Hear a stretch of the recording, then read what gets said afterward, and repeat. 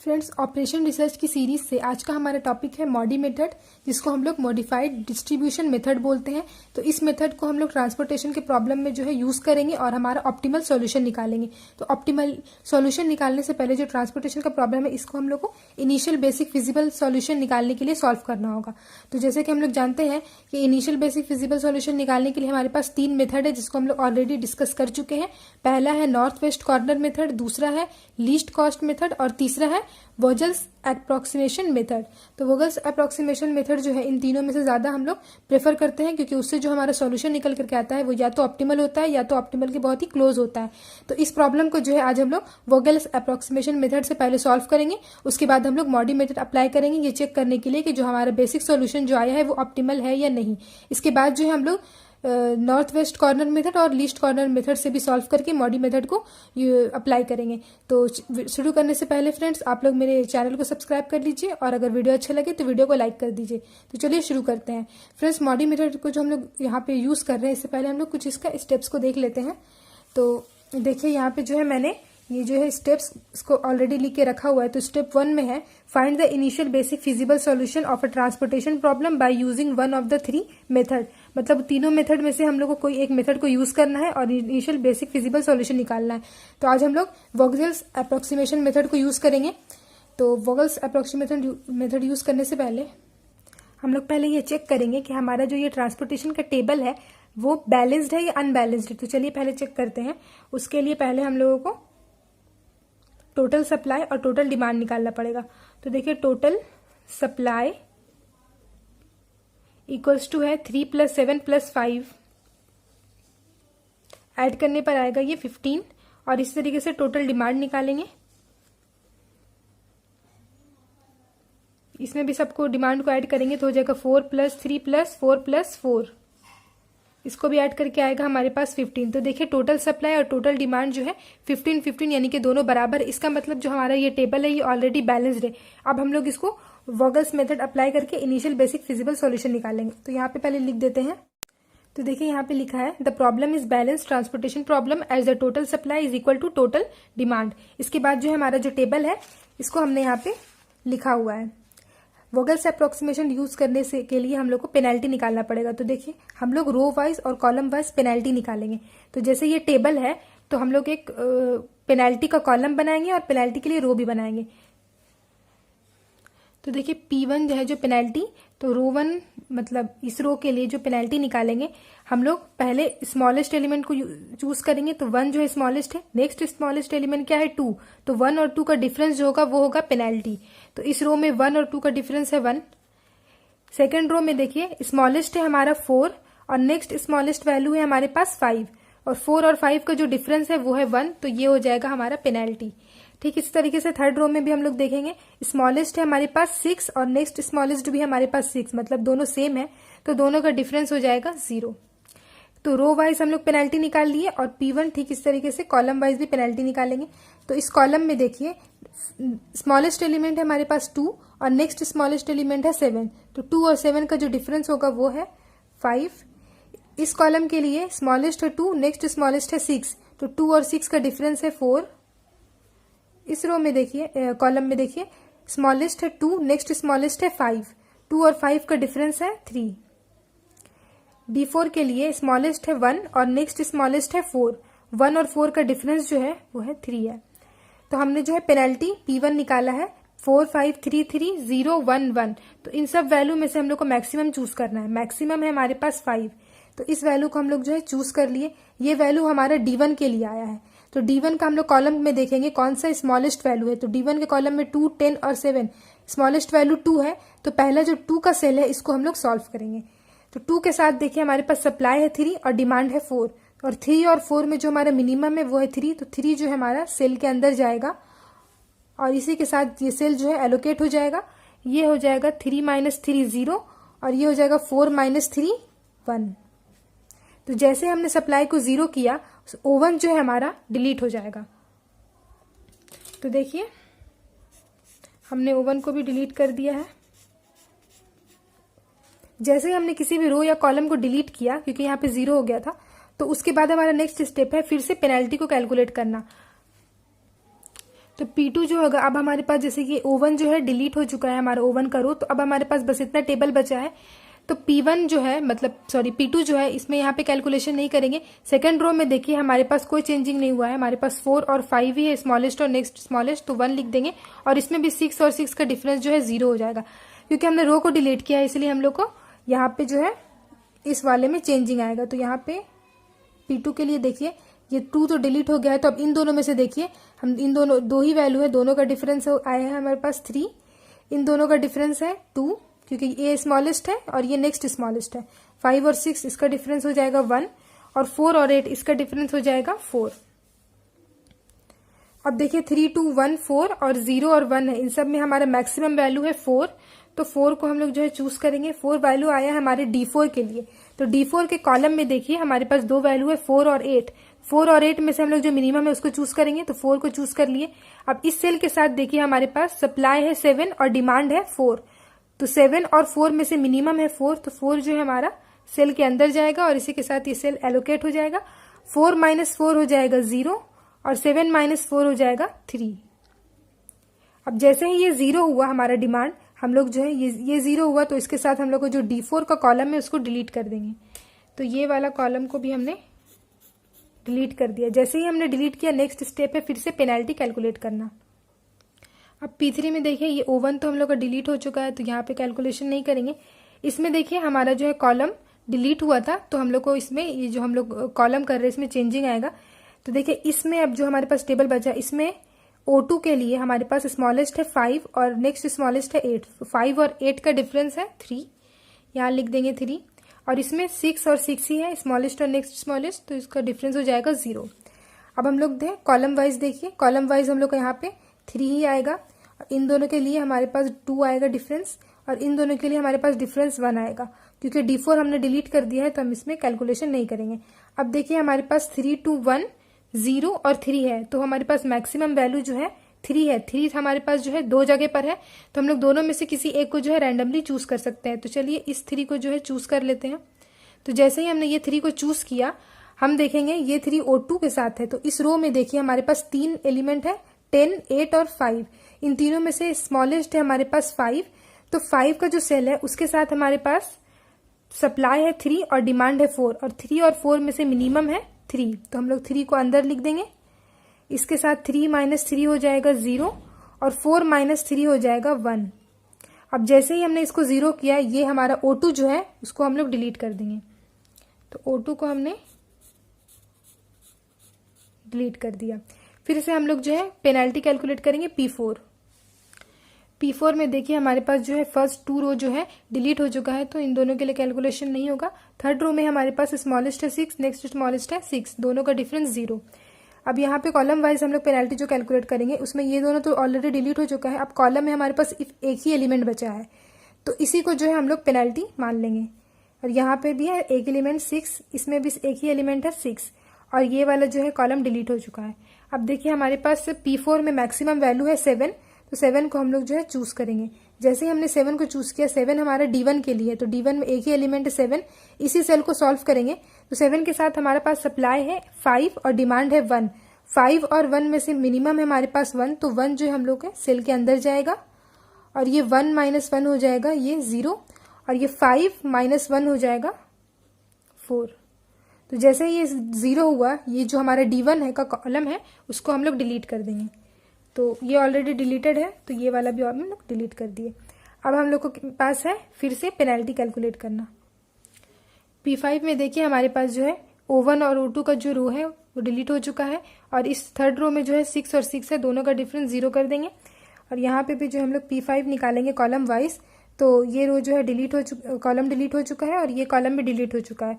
और सेकेंड और third column के लिए हमारे पास एक एक वैल्यू है, तो इसी को लिख देंगे। अब हमारे पास देखिए 6 और 6 जो है 2 वैल्यू है, दोनों इक्वल है, तो किसी एक को चूज कर लेंगे। तो चलिए इसको चूज कर लेते हैं। तो जैसे इसको चूज किया, ये हमारा D2 के लिए, D2 के कॉलम में अब एक ही वैल्यू बचा है, इसी को सिलेक्ट करेंगे। और हमारे पास इसके साथ सप्लाई है 4, डिमांड है 3, तो 4 और 3 का जो हमारे पास मिनिमम है जिसमें से 3 है, तो 3 हम लोग इसको लिख देंगे। और ये 3 माइनस 3 हो जाएगा 0, और 4 माइनस 3 हो जाएगा 1, तो ये 4 हो जाएगा 1। और जैसे ही ये 0 हुआ, ये D2 को हम लोग डिलीट कर देंगे। तो D2 को हमने पूरा डिलीट कर दिया। अब हम लोग को पेनाल्टी कैलकुलेट करने का जरूरत नहीं है क्योंकि हमारे पास तो बस एक ही सेल बचा है, इसी के लिए सॉल्व करेंगे। तो इसमें देखिए 6 है, 6 के साथ सप्लाई है 1 और डिमांड है 1, तो दोनों इक्वल होगा ऑब्वियसली, क्योंकि ये जो है लास्ट सेल है और हमारा जो टेबल है वो तो बैलेंस था, तो ये 0 हो गया और ये जो है 6 के साथ 1 जो है एलोकेट हो गया। अब जो हमारे पास देखिए एलोकेटेड सेल आया है वो first, second, third, fourth, fifth और सिक्स्थ, 6 एलोकेशन आए हमारे पास। और इससे हम लोग इनिशियल बेसिक फिजिबल सॉल्यूशन निकालेंगे। तो फ्रेंड्स देखिए हमने यहाँ पे लिखा है finally the initial basic feasible solution is given below. तो हमने ये जो टेबल है हमने फ्रेश यहाँ पे लिख दिया है और हमने एलोकेशंस भी जो जो जगह पर आए थे उसको भी लिख दिया है। अब हम लोग लिखेंगे यहाँ पे नंबर ऑफ ऑक्युपाइड सेल। तो यहाँ लिखेंगे since the number of occupied cell. Number of occupied cell का मतलब जो है नंबर ऑफ एलोकेशंस आए हैं हमारे पास। तो यहाँ पे नंबर ऑफ एलोकेशंस कितने हैं, 1 2 3 4 5 6 एलोकेशंस आए हैं हमारे पास। और क्या देखना है हम लोगों को, ये 6 जो है m प्लस n माइनस 1 के इक्वल है या नहीं। m क्या है हमारे पास, O1 O2 O3, m का वैल्यू है 4। यहाँ पे देखिए ये जो है, ये जो होता है O m होता है और d जो होता है वो n तक होता है, मतलब ये D1 D2 D3 dn तक जाएगा और O जो है m तक जाएगा। तो m प्लस n माइनस 1 जो है नंबर ऑफ एलोकेशंस है या नहीं। तो m plus n minus 1 equals to क्या होगा, m का वैल्यू है हमारे पास 3 प्लस n का वैल्यू है हमारे पास 4 और माइनस 1 यहाँ पे 6 है। तो नंबर ऑफ एलोकेशंस जो है हमारे पास m प्लस n माइनस 1 है। और क्या चेक करना है हम लोगों को, जो हमारा जो एलोकेशंस का जो पोजीशन है वो इंडिपेंडेंट पोजीशन है या नहीं। तो देखिए ये एलोकेशंस यहाँ पर है, तो अगर हम लोग इससे चलना स्टार्ट करेंगे तो यहाँ तो जा नहीं सकता, ये वाला जो है चल के इधर आएंगे, उसके बाद फिर हम लोग इधर जा सकते हैं, इधर जा सकते हैं, फिर ऊपर जा सकते हैं, फिर इधर जा सकते हैं। हम लोग वापस घूम के इस पोजीशन पे नहीं आ सकते। तो अगर हम लोग इस क्लोज पाथ फॉर्म नहीं कर पा रहे तो इसका मतलब जो एलोकेशन है वो इंडिपेंडेंट है। अगर हम लोग वापस घूम के इस पोजीशन पर आ जाएंगे तो हम लोग बोलेंगे कि ये नॉन इंडिपेंडेंट है। तो हम लोग यहाँ पे लिख देंगे and the occupied cells are independent. तो हमारे पास जो नंबर ऑफ एलोकेशन है वो m प्लस n माइनस 1 है और हमारे पास जो एलोकेशन का जो पोजीशन है वो भी इंडिपेंडेंट है। अगर ये दोनों है तो हम लोग बोल सकते हैं कि सॉल्यूशन इज, हमारा जो सॉल्यूशन है वो नॉन डिजेनरेट है।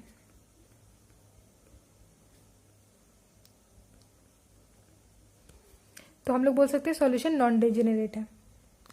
अब क्या करेंगे, हम लोग कॉस्ट निकाल देंगे। तो हम लोग यहाँ पे लिखेंगे ट्रांसपोर्टेशन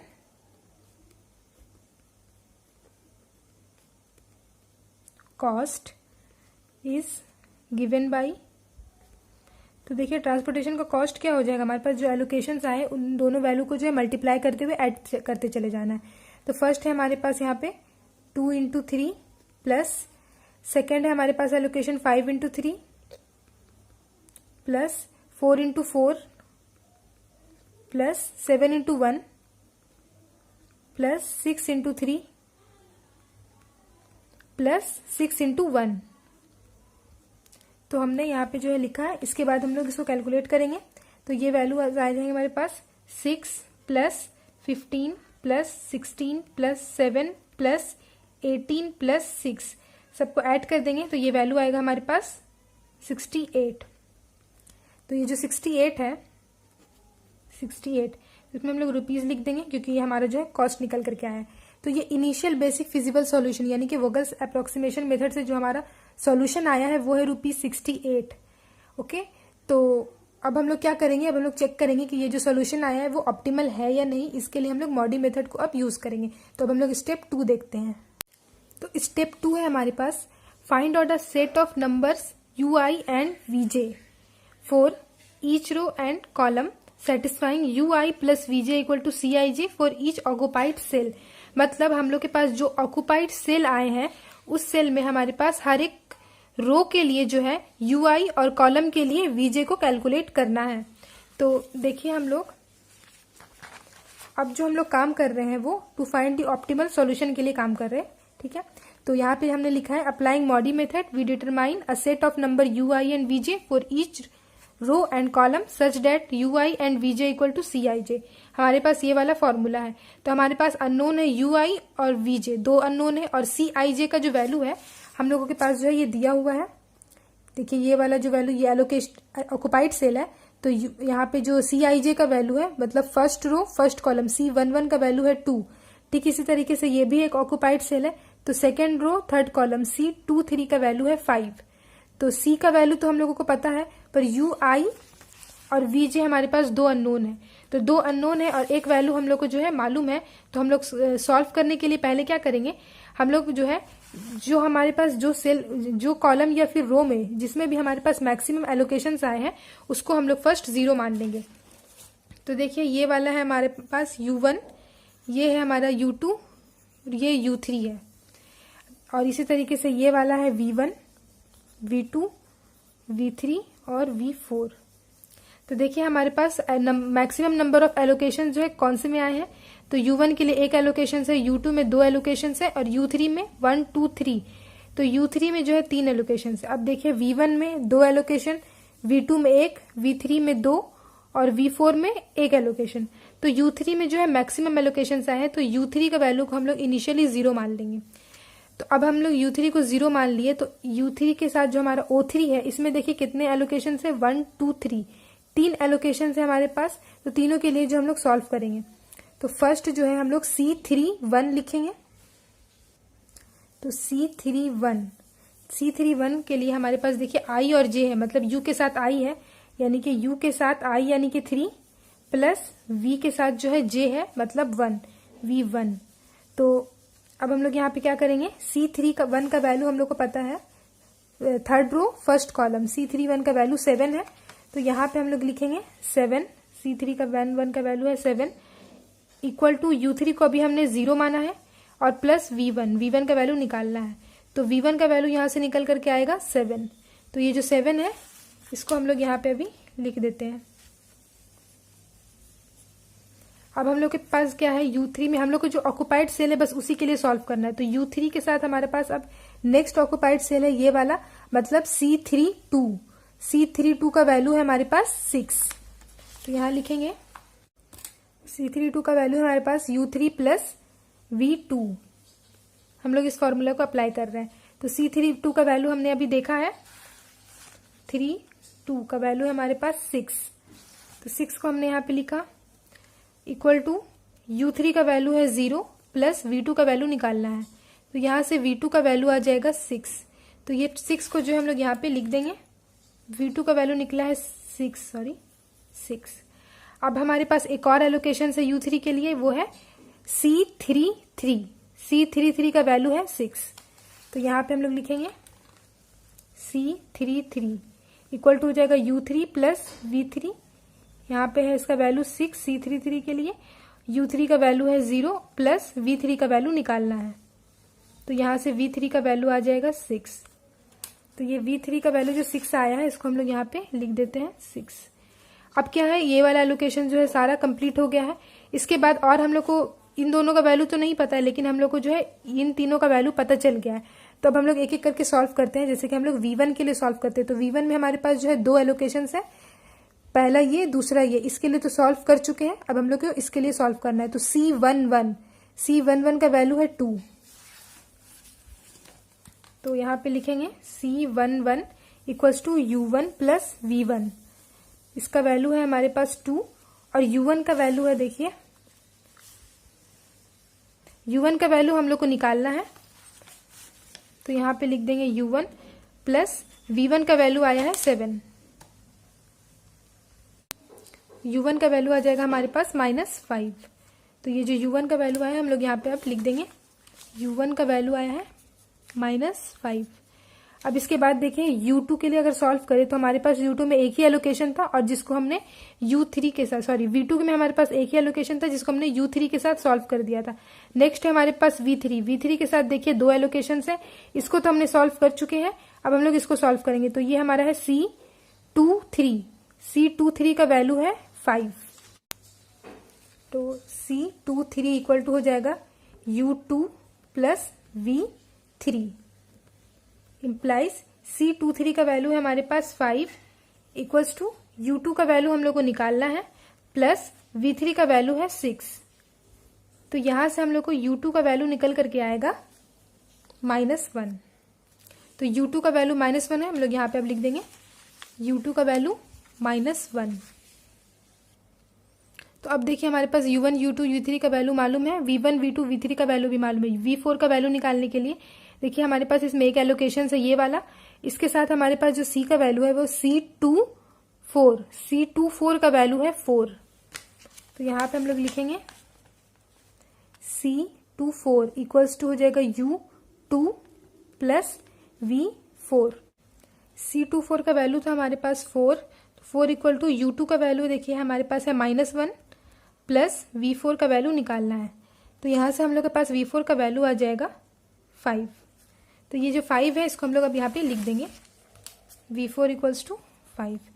अब देखिए हमारे पास U1 U2 U3 और V1 V2 V3 V4 सबका वैल्यू जो हम लोग का निकल करके आ गया है। तो फ्रेंड्स देखिए हमारा जो अब स्टेप 3 है उसमें बोला है find out the net evaluation value यानी कि del I j equal to C I J minus you I plus we j for each empty cell. मतलब हमारे पास जो अब अनऑक्युपाइड सेल है उसके लिए हम लोग को डेल आई जे का वैल्यू निकालना पड़ेगा, जिसका फॉर्मूला हमारे पास ये दिया हुआ है। तो चलिए हम लोग अब कैलकुलेट कर लेते हैं। फ्रेंड्स यू आई और प्लस वी जे यानी कि सी आई जे का वैल्यू जो है हम लोग ऑक्युपाइड सेल के लिए सॉल्व कर रहे थे और हम लोग इसका वैल्यू जो है हर एक रो और हर एक कॉलम के लिए निकाल रहे थे। अब हम लोग को क्या करना है, हम लोग को डेल आई जे का वैल्यू को कैलकुलेट करना है। तो देखिए हमने यहाँ पे लिख के रखा है, हम लोग को जो है अब डेल आई जे का वैल्यू को कैलकुलेट करना है, जिसका फॉर्मूला है C I J minus you I plus we J. और ये जो है हमने जो हमारा टेबल था उसको बना लिया है।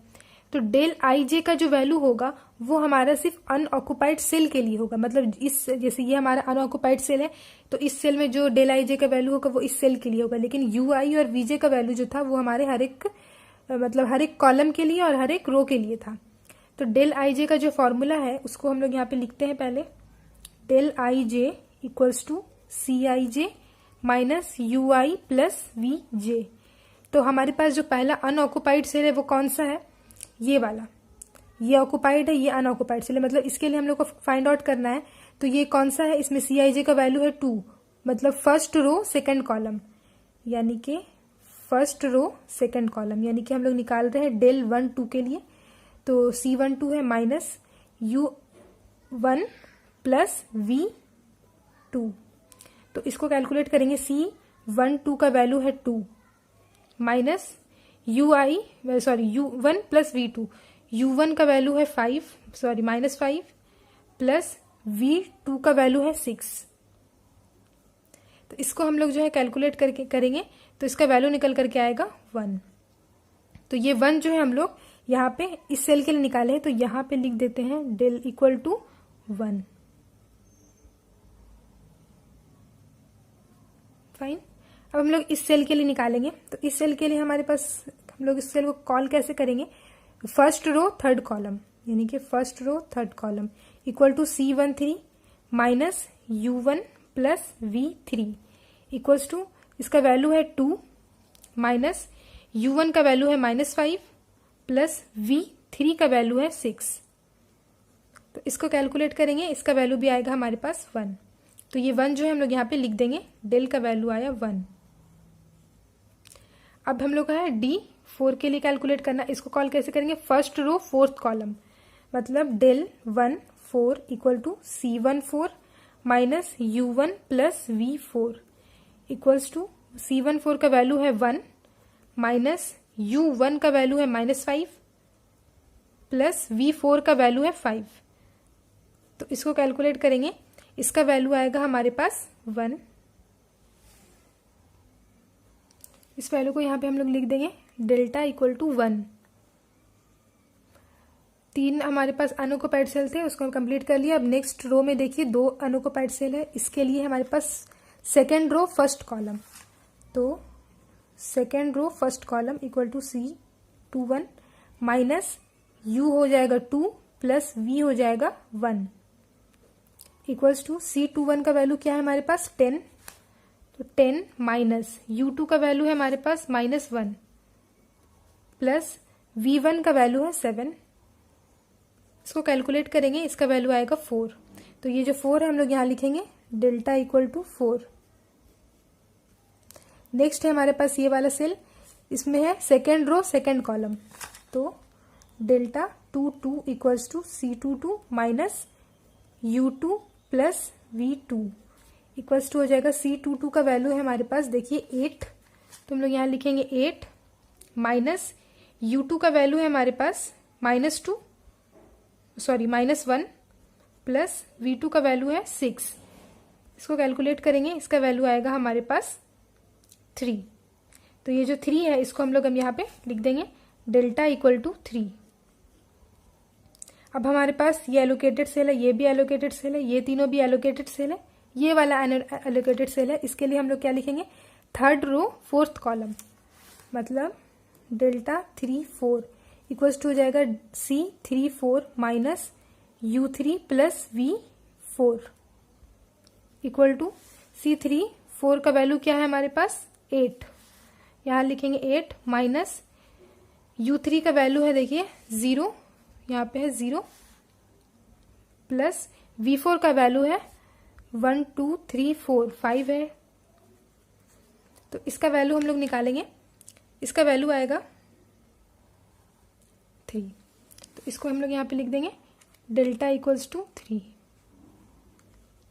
तो देखिए अब जो हमारे पास जो है एलोकेटेड सेल है, इसको ये वाला एलोकेटेड सेल था जो हमने ये वाला, और जो डेल्टा का वैल्यू आया है वो हमारा अनऑक्युपाइड सेल था। तो सारा जो हम लोग का जो सेल था वो हम लोग कंप्लीट हो चुका है। अब हम लोग क्या चेक करना है, देखिए जो डेल आई जे का वैल्यू कैलकुलेट कर लिया, उसके बाद क्या है, if all del I j greater than 0 then the solution is optimal and a unique solution exist. अगर ग्रेटर देन 0 है तब हम लोग का जो है ऑप्टिमम भी है और यूनिक भी है। अगर ग्रेटर देन और इक्वल टू 0 है तो हमारा सॉल्यूशन जो है वो ऑप्टिमम तो है लेकिन एक अल्टरनेट सॉल्यूशन भी होगा। और थर्ड केस है हमारा, अगर हमारे पास जो डेल आई जे का वैल्यू है कोई भी एक वैल्यू लेस देन 0 हुआ तो हमारा जो सॉल्यूशन है वो ऑप्टिमम नहीं है और हम लोग को नेक्स्ट स्टेप में जाना पड़ेगा। तो चलिए हम लोग डेल आई जे को जो पहले ऑब्जर्व कर लेते हैं कि तीनों केस में से कौन सा केस सेटिस्फाई कर रहा है। तो यहाँ पे देखिए हमारा डेल का जो वैल्यू है यहाँ पे 1 1 1 4 3 और 3 है। इसका मतलब हमारा डेल का जो वैल्यू है सब ग्रेटर देन 0 है। इसका मतलब जो है हमारा सॉल्यूशन जो है वो यूनिक है और ऑप्टिमम है। तो हम लोग यहाँ पे अब बोल सकते हैं कि हमारा जो है मॉडी मेथड से ऑप्टिमल सॉल्यूशन निकल करके आ गया है। फ्रेंड्स आप लोग जो है डेल्टा का वैल्यू अगर इतना इस तरीके से कैलकुलेट नहीं भी करें तो आप लोग डायरेक्ट जो है ये टेबल बना लिए। इसके बाद क्या करना है, जैसे कि ये हमारा अनऑक्युपाइड सेल है तो इसके लिए हमारे पास U का वैल्यू है -5 और V का वैल्यू है 6। दोनों को पहले ऐड कर दीजिए, मतलब 6 प्लस -5 आ जाएगा 1। जो 1 आया, जो ये 2 है उसको माइनस कर दीजिए, यानी कि 2 माइनस 1 आ जाएगा 1। ठीक इस तरीके से यहाँ पर भी आप लोग कर सकते हैं, U को और V को ऐड कर दीजिए डायरेक्ट और 2 से माइनस कर दीजिए। और इस तरीके से जो है मैंने इस बार डिटेल में दिखा दिया है। तो हम लोग अब यहाँ पे लिख देंगे हमारा सॉल्यूशन जो है ऑप्टिमम है। तो देखिए यहाँ पे लिखे हैं since all the del I j greater than 0 the solution is optimum and unique solution the solution is given by. अब हमारे पास सॉल्यूशन जो क्या होगा, ये जो हमारा तो टेबल है ये तो ऑप्टिमलिटी चेक करने के लिए कि ऑप्टिमल है या नहीं। तो हमारा जो सॉल्यूशन होगा वो इनिशियल बेसिक फिजिबल सॉल्यूशन ही होगा। ये देखिए जब हमने यहाँ पे निकाला था इनिशियल बेसिक फिजिबल सॉल्यूशन का टेबल, यहाँ से ही देख करके लिखेंगे, मतलब x11 first row first column, x11 का वैल्यू आएगा हमारे पास 3। ठीक इसी तरह से ये एलोकेटेड सेल है, x23 इसका वैल्यू आएगा भी हमारे पास 3। फिर इसी तरीके से second row fourth column, x24 का वैल्यू आएगा 4। इसी तरीके से हम लोग करके जो अपना यहाँ पे लिख देंगे। तो यहाँ पे हमने लिख दिया x11 equal to 3, x22 equal to 3, x24 equal to 4, x31 equal to 1, x32 equal to 3, x33 equals to 1। और जो हमारा ट्रांसपोर्टेशन का कॉस्ट आएगा वो भी वही आएगा। ये देखिए जो हमारा ट्रांसपोर्टेशन का कॉस्ट जो है यहाँ पे आया था ₹68, यही वाला होगा हमारा यहाँ पर भी ट्रांसपोर्टेशन कॉस्ट। तो यहाँ लिख देंगे। तो देखिए हमने ट्रांसपोर्टेशन कॉस्ट इक्वल टू ₹68 लिख दिया। अब एक और चीज़ को नोटिस कीजिए, देखिए हमने जब स्टेप 3 को अपना सॉल्व किया तो स्टेप 4 में हम लोग को आने का ज़रूरत नहीं पड़ा क्योंकि हमारा स्टेप 3 का जो फर्स्ट वाला है कंडीशन उससे मैच कर गया था। अगर मान लीजिए थर्ड कंडीशन मैच कर जाता, सेकंड भी मैच कर जाएगा तो कोई प्रॉब्लम नहीं है।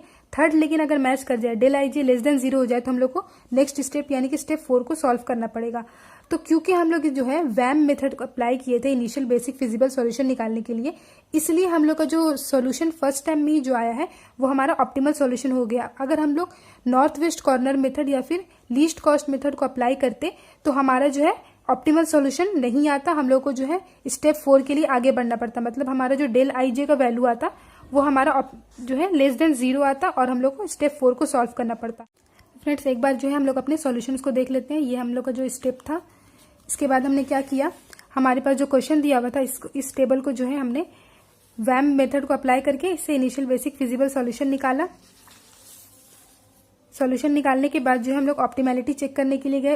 उसमें हम लोग का सब फर्स्ट स्टेप था सी आई जे का वैल्यू को कैलकुलेट करना, sorry U I plus we J का वैल्यू को कैलकुलेट करना। तो हम लोग यू आई वी जे का वैल्यू को कैलकुलेट करके यहाँ पे लिखे हैं पूरा वैल्यू। उसके बाद जो हमने यहाँ पे अपना फिर से एक जो है अपडेटेड टेबल बनाया, यू आई और वी जे का वैल्यू यहाँ पे लिख दिया है। इसके बाद हम लोग को डेल आई जे को कैलकुलेट करना, तो डेल आई जे का वैल्यू को भी जो हमने कैलकुलेट कर लिया है अपना जो है ये वाला फॉर्मूला से। और यहाँ पे जो है अनऑक्युपाइड सेल में जो हमारा डेल आई जे का वैल्यू है वो आपने लिख दिया है। डेल आई जे का वैल्यू सारा ग्रेटर देन 0 आया है, इसलिए हमने यहाँ पे कहा कि हमारा जो सॉल्यूशन है वो ऑप्टिमम है और यूनिक है। सारा जो सॉल्यूशन आया था हमारे पास इनिशियल बेसिक फिजिबल सॉल्यूशन के टेबल से उसको लिख दिया, और हमारा ट्रांसपोर्टेशन कॉस्ट भी जो आया था उसी को हमने यहाँ पे लिख दिया 68 रुपीज़। तो फ्रेंड्स अगर आप लोगों को ये वीडियो अच्छा लगा होगा तो मेरे वीडियो को लाइक कर दें। अगर कोई डाउट है तो कमेंट सेक्शन में टाइप कर दें, और अगर चैनल को सब्सक्राइब नहीं किया है तो चैनल को सब्सक्राइब कर दें। Thank you so much guys.